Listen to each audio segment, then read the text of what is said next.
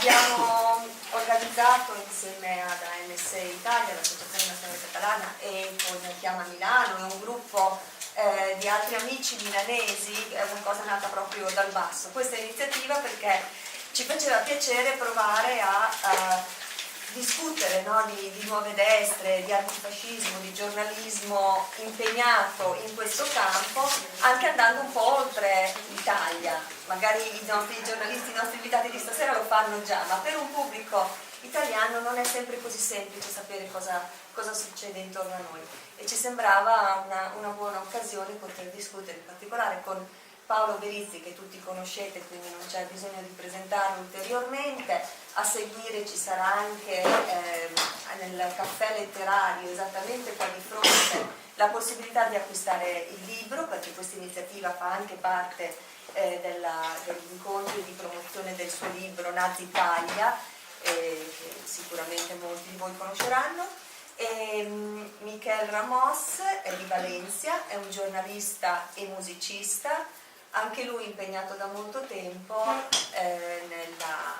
nello studio delle nuove o vecchie destre in Spagna, a Valencia, a Barcellona, e anche lui con una storia di minacce e di aggressioni subite. Io direi che possiamo cominciare. Pronti? Visto che abbiamo anche non tantissimo tempo e c'è tante cose che potremo discutere. Io semplicemente faccio un po' di domande, ma andiamo anche un pochino a ruota libera, Michela ha anche delle foto e dei video. Comincerei con una domanda a Paolo e poi alternando, no, tra Paolo e Michele. Tu studi appunto dal 2000, appunto da molto tempo, questi gruppi vecchi o nuovi, come li vogliamo definire.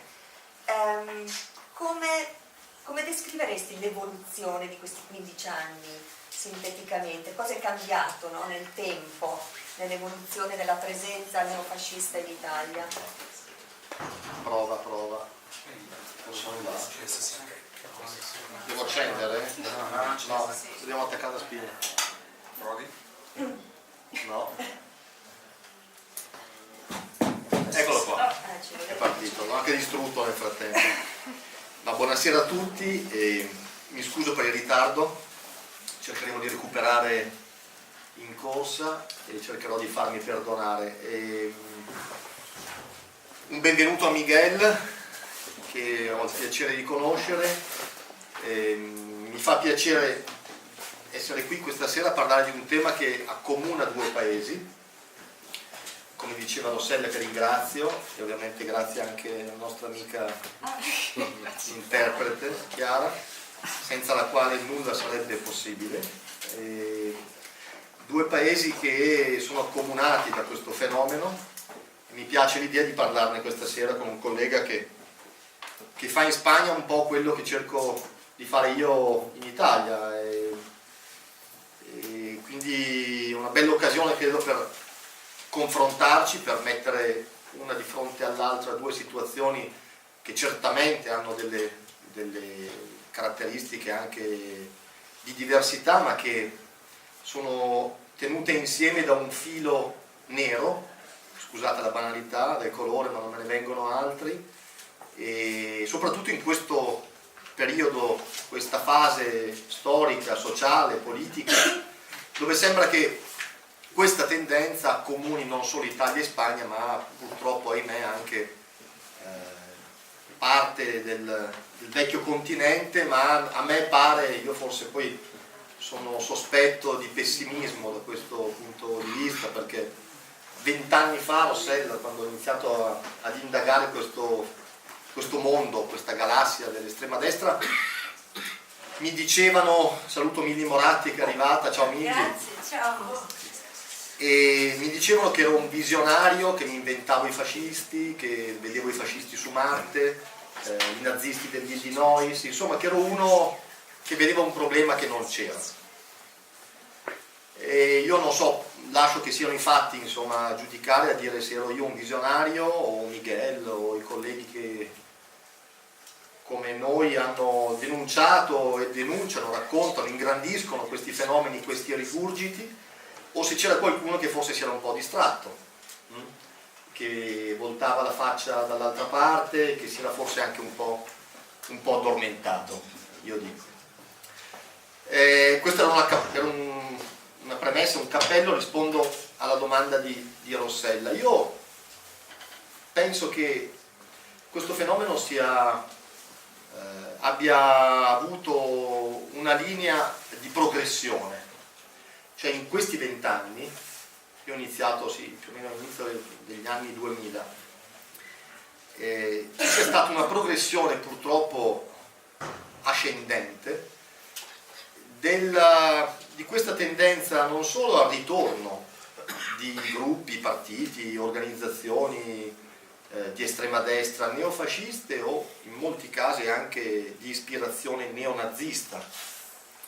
Abbiamo esempi in Italia, ne abbiamo in Spagna, ne abbiamo nei cosiddetti paesi di Visegrad. Basta mettere le mani nel cartello denominato The Movement, fondato da Steve Bannon, che tutti voi conoscete, avete studiato, sapete chi è Steve Bannon, già responsabile della campagna elettorale di Donald Trump, fondatore di questo cartello nero, sovranista, nazionalista, anti-europeista, chiamato appunto The Movement, a cui la Lega casualmente ha aderito 2 mesi e mezzo fa, ma poi insomma credo che arriveremo anche a questo tema. Allora, una progressione di questi partiti che dopo anni, non dico di silenzio, ma insomma dopo anni in cui in qualche modo restavano in un angolo tutt'altro che scomodo, un angolo caldo, spesso protetti da pezzi delle istituzioni del nostro paese. Io parlo ovviamente dell'Italia, poi Miguel ci parlerà della situazione spagnola. Dopo anni in cui in qualche modo definirsi fascista, come dice molto bene secondo me Liliana Segre, era considerata un'oscenità. C'era vergogna, c'era un pudore a definirsi fascisti, per motivi che insomma adesso sarebbe lungo elencare, non vi voglio tediare, ma in qualche modo c'era anche nell'opinione pubblica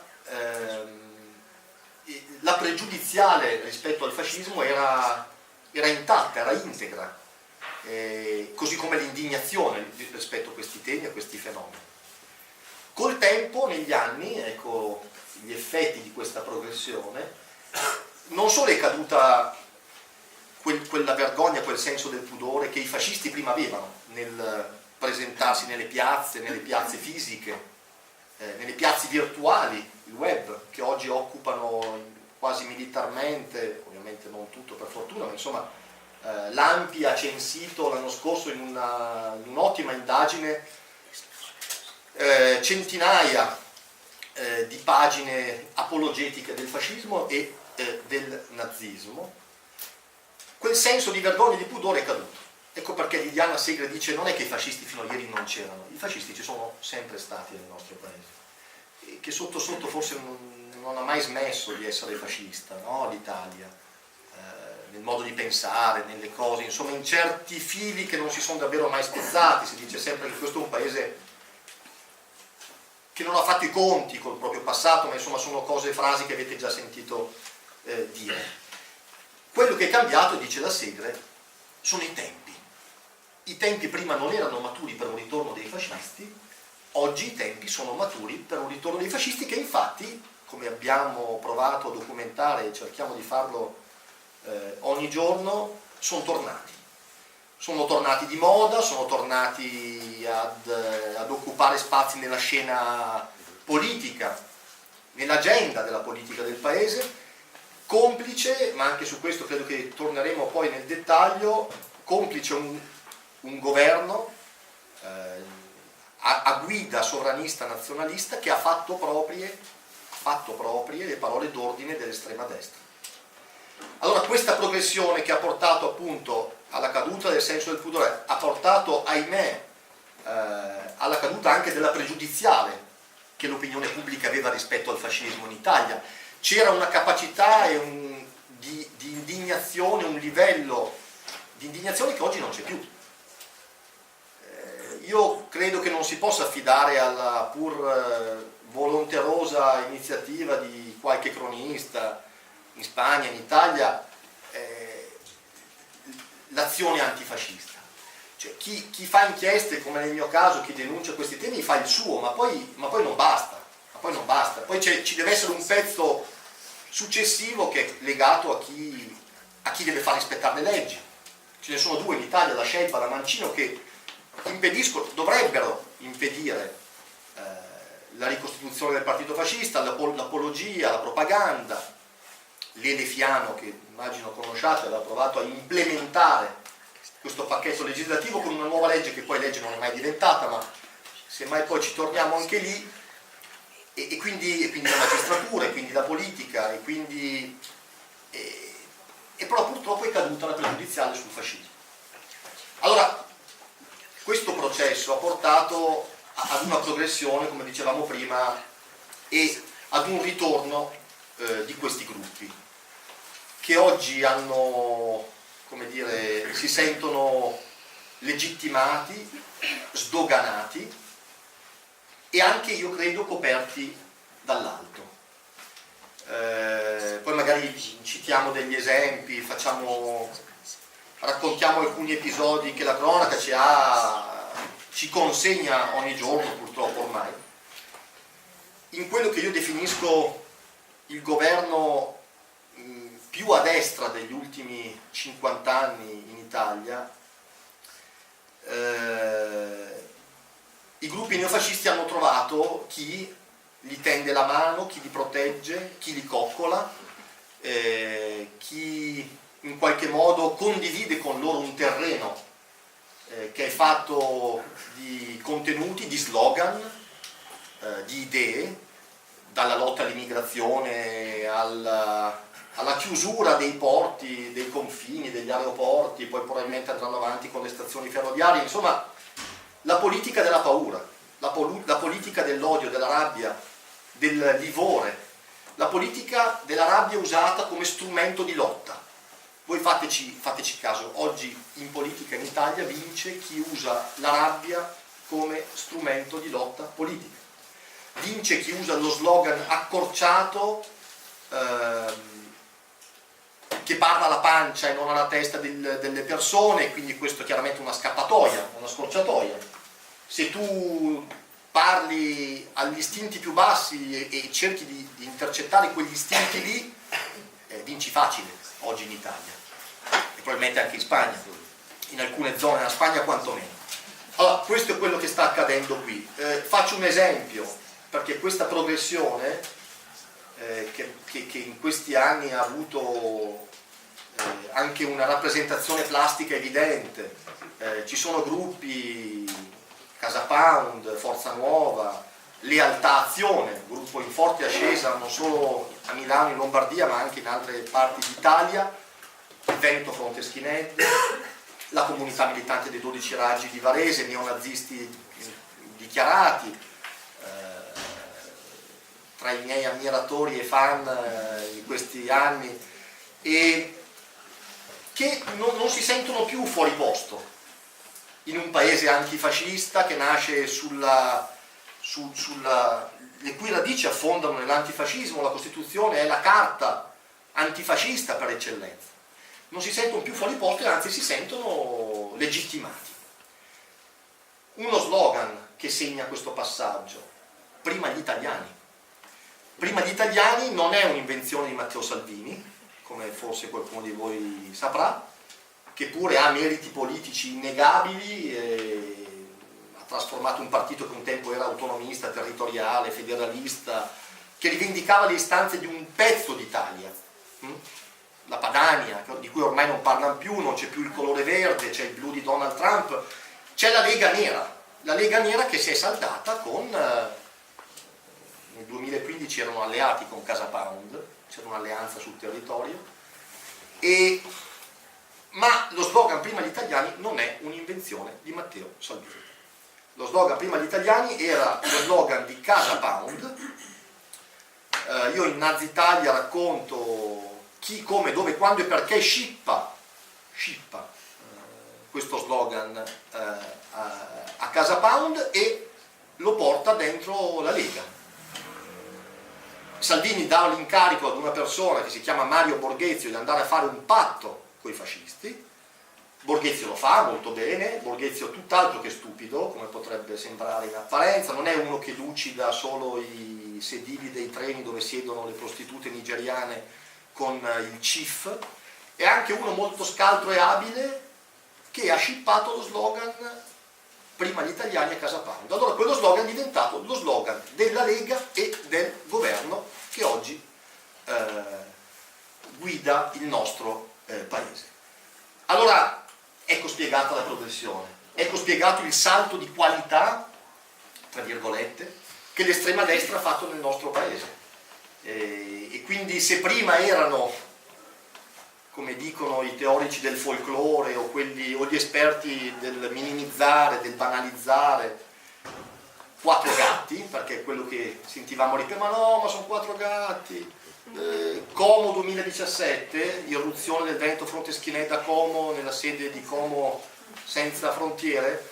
Io quella mattina mi arrivò un video, la mattina presto, i giornalisti hanno l'abitudine di alzarsi tardi la mattina, ma quella mattina fui svegliato dalla telefonata di una fonte che mi dice: guarda che ieri sera a Como è successa questa cosa, mi manda il video di questi 15 soldati politici che entrano in una sala come se lo facessero qui oggi con noi, circondano i presenti e li obbligano ad ascoltare la lettura di un volantino farneticante contro gli immigrati, contro gli amici degli immigrati, contro la sinistra che fa entrare gli immigrati in Italia.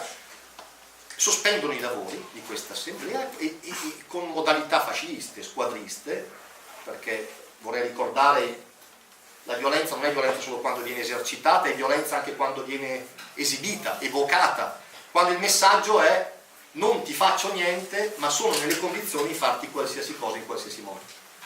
Una cosa che io ho provato anche direttamente. Sono 4 gatti. Matteo Salvini disse all'epoca: ma non è la colpa di 4 ragazzotti esuberanti, la colpa è di chi fa entrare in Italia gli immigrati. Allora i 4 gatti non sono più 4 gatti. Il fenomeno non è più residuale come era fino a qualche anno fa, non è più nemmeno sotto controllo, secondo me.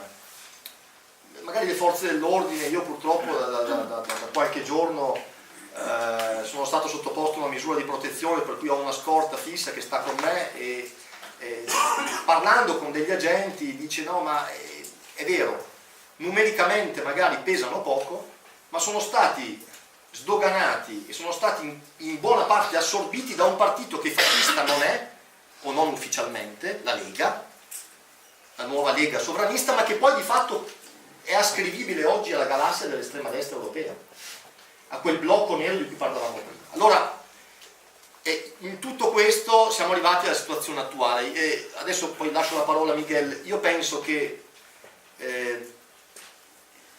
l'effetto ultimo e finale di questa progressione, ai miei occhi, dal mio punto di vista, sia quello che ci sia un rischio oggi nel nostro paese, che questi gruppi, queste formazioni ci lasciano sul tavolo, che non è quello del ritorno del fascismo, del Fez e della camicia nera.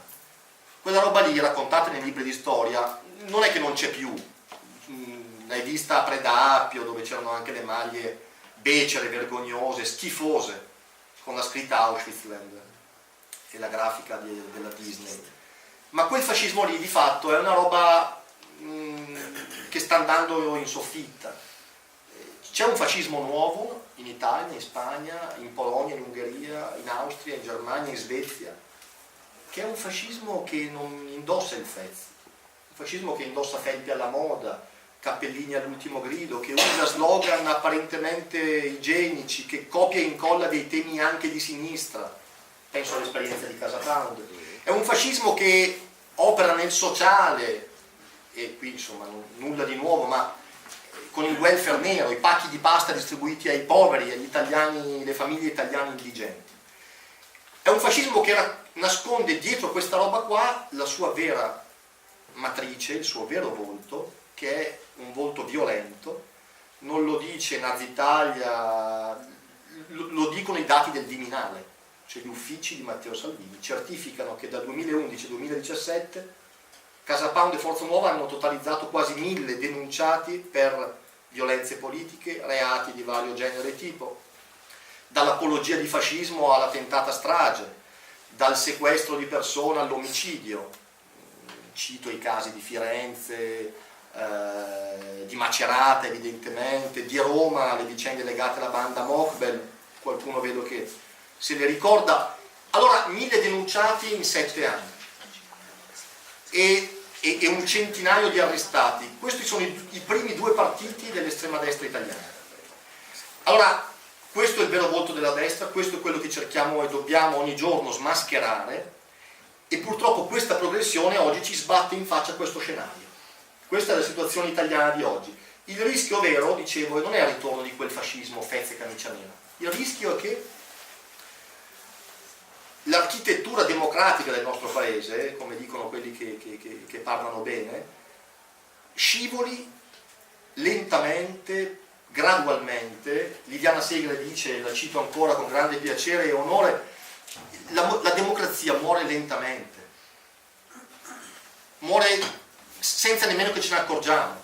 Allora c'è il rischio che questa architettura democratica scivoli lentamente, progressivamente verso una deriva autoritaria. Io credo che i segnali ci siano tutti, sono lì da vedere, chi non vuol vederli è solo perché o non vuole far fatica o preferisce girare la faccia dall'altra parte. I segnali sono lì, sono rappresentati perfettamente da questo governo, un governo che con suoi autorevoli esponenti, non penso solo a Salvini, attenzione, poi sembra che parliamo solo di Salvini, che gli facciamo un favore, dice ma altri ministri che hanno giurato sulla Costituzione antifascista, ma forse non se la ricordano bene, non l'hanno studiata, che strizzano ogni giorno l'occhio a questi gruppi. Addirittura ce n'è uno, il ministro degli interni, che posta ogni giorno citazioni che non sono di Gandhi, tipo me ne frego, tanti nemici, tanto onore, chi si ferma è perduto, io non mollo. E allora, di fronte a sta roba qua è chiaro che i gruppi neofascisti hanno ripreso vigore, hanno ripreso coraggio, si sentono accettati socialmente, occupano uno spazio in società a cui abbiamo contribuito, ahimè, dico anche noi, insomma, io mi permetto di tirarmi un attimo fuori, credo di averne qualche diritto, ma ci sono colleghi, io non li critico, li rispetto, una scelta loro, che in questi anni hanno accettato di fare dibattiti con i fascisti del terzo millennio di Casa Pound, nomi noti anche, volti televisivi e colleghi autorevoli. Sono andati nella sede di Casa Pound, dove anch'io andai 10 anni fa, ma non ci andai per farci un dibattito, ci andai per fare un'inchiesta. Ed è chiaro che se tu vai da loro a farci un dibattito, li legittimi, gli fai un favore, gli tiri la volata, gli dai quello che loro cercano. E poi i fascisti sono stati e vengono invitati in TV, partecipano ai talk show. Allora, tutta questa operazione di sdoganamento, che non è iniziata lo scorso weekend, è una roba che è in corso da tempo, perché il terreno è stato preparato ben prima, insomma, adesso non voglio farla lunga, anzi chiudo, Berlusconi, lo sdoganamento dei post-fascisti, eccetera, eccetera, ma oggi questo terreno è stato talmente coltivato, talmente arato, che purtroppo i frutti sono quelli che vediamo. Allora, questa è la situazione italiana, apriamo gli occhi e cerchiamo di evitare che questa deriva di cui parlavamo prima si compia e ci porti indietro ad epoche che già abbiamo conosciuto, che ha conosciuto l'Italia, che ha conosciuto la Spagna, e che francamente è bene che restino nei libri di storia. Grazie.